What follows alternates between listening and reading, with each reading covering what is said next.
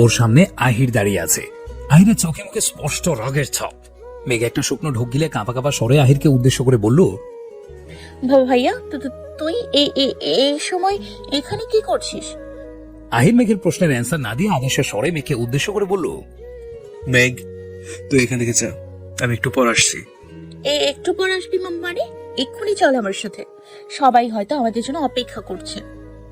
আহির আবারও একই ভঙ্গিতে বলল, মেঘ, আমি তোকে এখান থেকে যেতে বলেছি। এই মুহূর্তে আহিরকে দেখে মেঘের ভীষণ ভয় লাগছে। ও ভালো করে বুঝতে পারছে ওর সামনে বসে আহির নিজের রাগটা কন্ট্রোল করার চেষ্টা করছে। ও এখান থেকে চলে গেলে হয়তো আজকে আবিরের আর রক্ষে থাকবে না। মেঘ মনে একটু সাহস জুগিয়ে আহিরের কাছে এগিয়ে গিয়ে ওর হাত ধরে বলল, আমি তো যাবই, তুই আমার সাথে চল প্লিজ। মেঘের কথা শেষ হতেই আহির মেঘের হাতটা ওর হাতের উপর থেকে সরিয়ে দিল। তারপর রক্ত চক্ষু নিয়ে মেঘের দিকে তাকিয়ে রাগী কণ্ঠে বলল, তোকে আমি এখান থেকে যেতে বলেছি মেঘ, কথা কানে যাচ্ছে না? তুই এক্ষুনি এখান থেকে চলে যাবি, যা, বাইরে সবাই তোর জন্য অপেক্ষা করছে। আহিরের আগে কখনো মেঘের সাথে এইভাবে কথা বলেনি। আহিরের এই রূপ দেখে কেন যেন ওর ভীষণ ভয় লাগছে। কিন্তু যতই ভয় লাগুক, মেঘ মনে মনে ঠিক করে নিল ও আহিরকে সাথে না নিয়ে এখান থেকে এক পাও নড়বে না। ও আহিরের রাগ ঠান্ডা করার কোনো উপায় না পেয়ে সোজা গিয়ে আহিরকে শক্ত করে জড়িয়ে ধরল। তারপর আহিরের বুকে মুখ গুজে অসহায় কণ্ঠে বলল, প্লিজ ভাইয়া একটু শান্ত হ, এখন উল্টাপাল্টা কিছু করিস না। দেখ, বাড়ি ভর্তি মেহমান আছে, এর মধ্যে ঝামেলা হলে আমাদের মান সম্মান সব শেষ হয়ে যাবে। মেঘ আহিরকে জড়িয়ে ধরলেও আহির ওকে জড়িয়ে না ধরে একদম সোজা হয়ে দাঁড়িয়ে আছে। ওর হাত দুটো মুঠো বন্দি করে নিজের রাগ কন্ট্রোল করার চেষ্টা করছে। আহির শক্ত কণ্ঠে বলল, মেঘ, আমি তোকে এখান থেকে যেতে বলেছি, তুই জানিস এক কথা বারবার বলতে আমার ভালো লাগে না। আহিরের কথা শুনে এবার মেঘের রাগ উঠে গেল।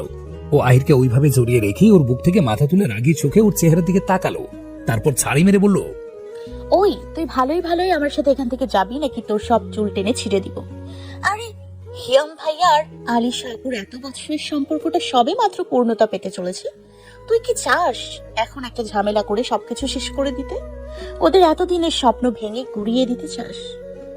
মেঘের কথা শুনে আহির জোরে জোরে নিঃশ্বাস নিয়ে নিজেকে শান্ত করার চেষ্টা করতে লাগলো।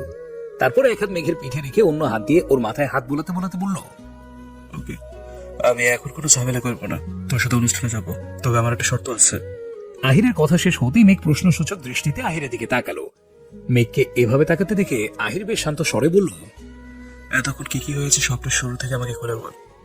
ওই আবির তোকে এমন কি বলেছে যার জন্য তুই এইভাবে রিয়েক্ট করেছিস?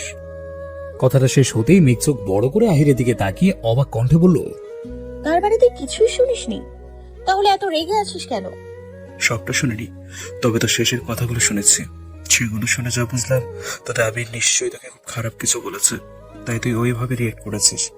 আর না হলে যেই মেয়ে কারোর সাথে উঁচু গলায় কথা বলে না, সে একটা ছেলের ওভাবে গলা তোলো? এবার কথা না পেঁচিয়ে সোজা ভাবে বল কি হয়েছিল। মেঘ আহিরকে ছেড়ে দিয়ে এতক্ষণ যা যা ঘটেছে শুরু থেকে সবটা বলল। মেঘ ভেবেছিল সবটা শুনে আহির আরো রেগে যাবে, কিন্তু আহির মেঘের ভাবনাকে ভুল প্রমাণ করে হো হো করে উচ্চ স্বরে হেসে দিল। আহিরকে এইভাবে হাসতে দেখে মেঘ ভীষণ অবাক হলো।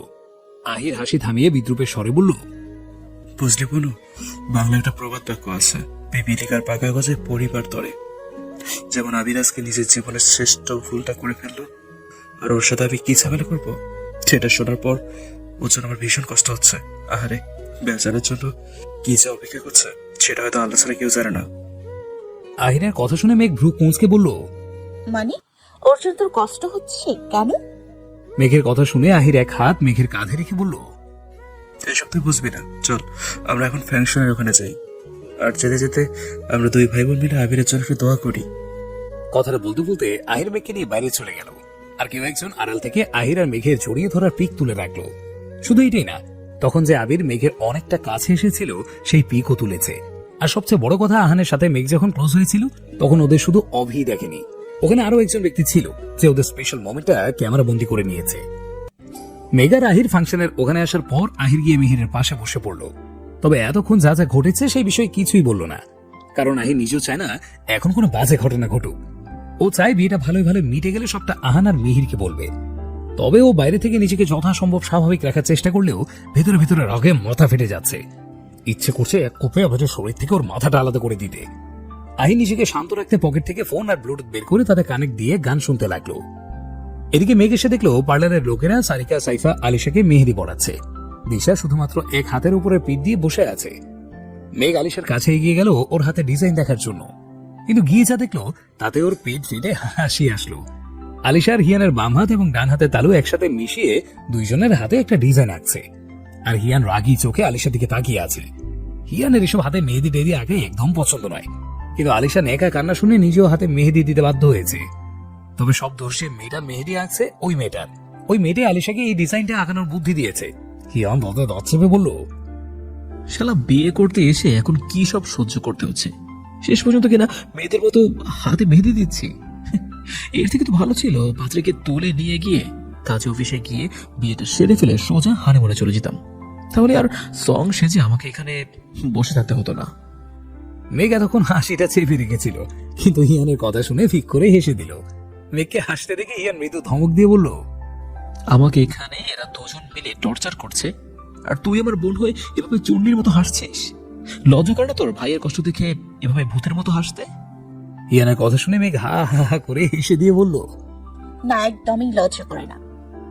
হিয়ান রেগে মেঘে কিছু বলতে যাবে, তার আগেই পার্লারের মেয়েটা অনুরোধের কণ্ঠে বলল, স্যার কথা বলবেন না প্লিজ, আপনি কথা বলছেন আর আপনার হাতটা নড়ছে, এভাবে নড়লে আমি ডিজাইনটা ঠিকভাবে আঁকতে পারবো না।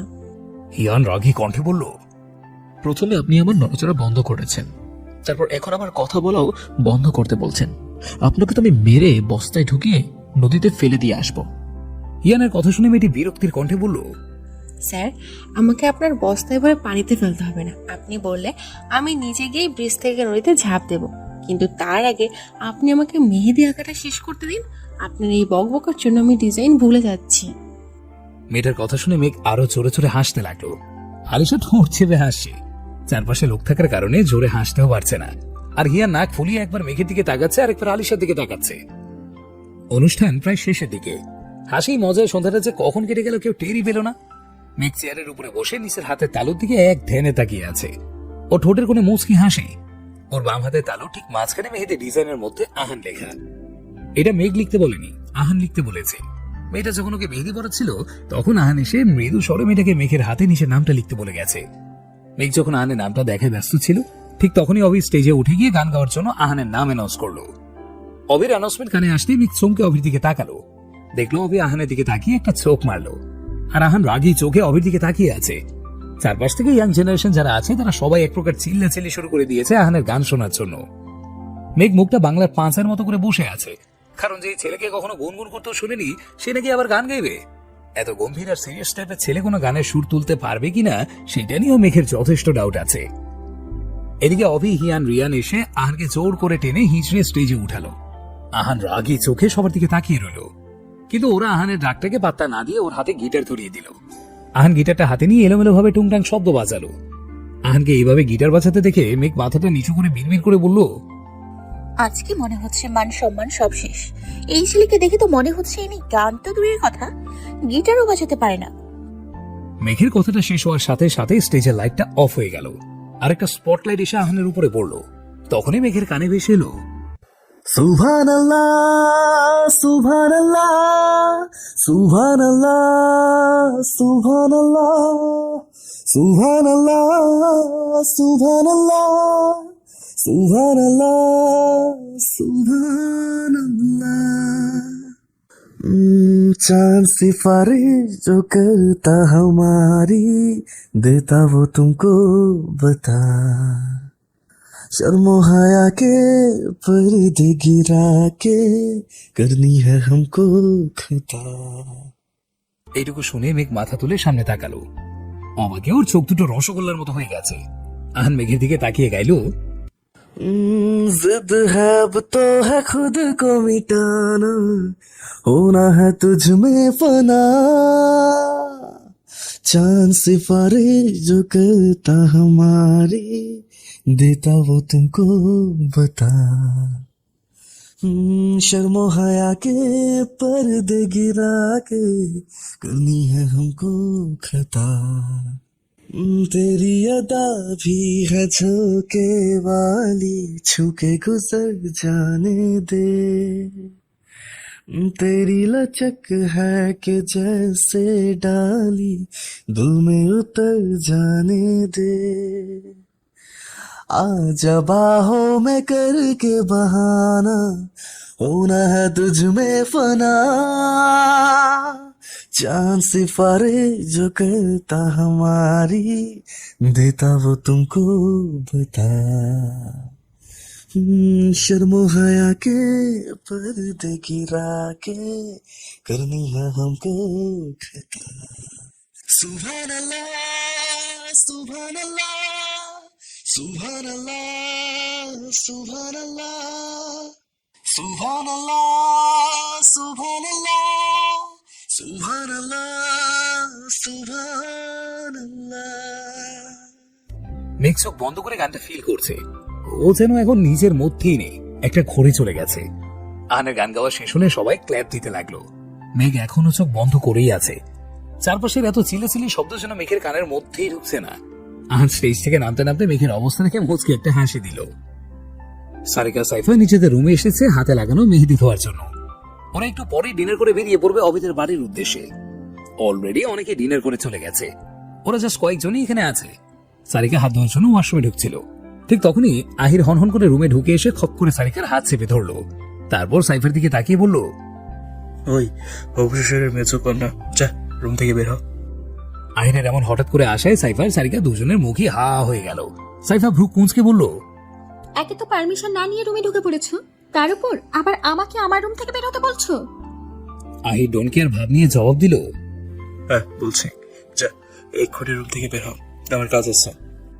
সাইফা মুখ বাঁকিয়ে বলল, আমি কোথাও যাব না, কাজ থাকলে সেটা আমার সামনে বসে করো, আর না করলে যেতে পারো, দরজাটা ওইদিকে আছে।